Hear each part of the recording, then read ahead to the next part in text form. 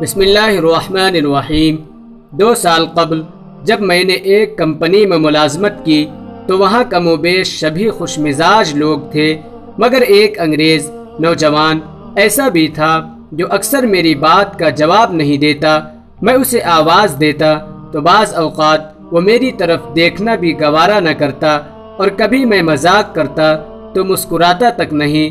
میرے دل میں یہ بات آ گئی کہ کیسا بدمزاج آدمی ہے، شاید اپنی گوری چمڑی پر نازا ہے۔ یہاں تک کہ 1 سال یوں ہی گزر گیا۔ پھر ایک روز اس نے کسی بات کے دوران مجھے بتایا کہ وہ سماعت سے جزوی طور پر محروم ہے، اس لیے اکثر لوگوں کی باتیں سن نہیں پاتا۔ مجھ پر گھڑوں پانی پڑ گیا کہ میں کیسے اس سے اتنا عرصہ بدگمان رہا۔ میرے گھر سے قریبی علاقے میں ایک شخص مجھے اکثر نظر آتا، وہ ڈبل روٹی یا چپس کھاتا تو کافی سارا کونے میں پھینک دیتا۔ میں سوچنے لگا کہ کیسا ناشکرا ہے، رزق کی بے حرمتی کرتا ہے، اسے ضائع کر دیتا ہے۔ اگر نہیں کھانا ہوتا تو تھوڑا لیا کرے۔ یہی سوچتے ایک روز اس سے آنکھیں چار ہوئی تو اس نے مسکرا کر چمکتی آنکھوں کے ساتھ کہا کہ بھائی یہ دیکھو، یہ میں کیڑوں کو کھانا ڈالتا ہوں، اللہ انہیں کیسے رزق دیتا ہے۔ میں ٹھٹک کر رک گیا۔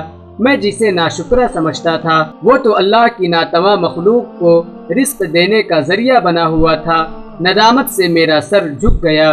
یہاں انگلینڈ میں رواج ہے کہ ہمارے دیسی لوگ اپنا نام بدل کر انگریزوں جیسا بنا لیتے ہیں، جیسے جمشید بدل کر جم بن جاتا ہے یا تیمور بدل کر ٹم رہ جاتا ہے وغیرہ۔ ایک روز اپنے دوستوں سے ملنے ایک دوسرے علاقے گیا تو وہاں دیکھا کہ سب گورے میرے ایک دوست محمد کو منہ کہہ کر بلا رہے ہیں۔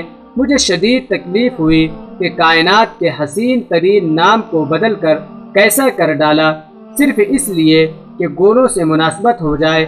اسی خیال کو دل میں دبائے رکھا، لیکن کہا نہیں۔ واپس گھر آ گیا۔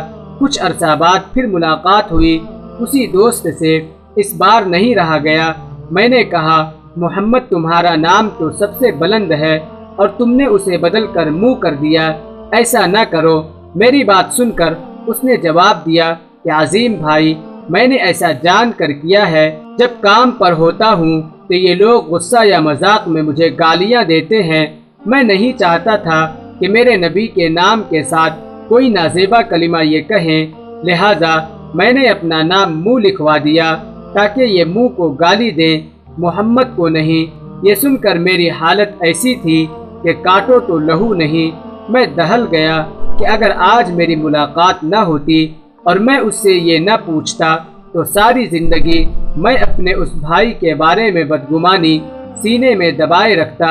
وہ حرکت جس کا کرنا مجھے گستاخی لگتا تھا، وہ تو حب رسول کا اعلیٰ نمونہ تھا۔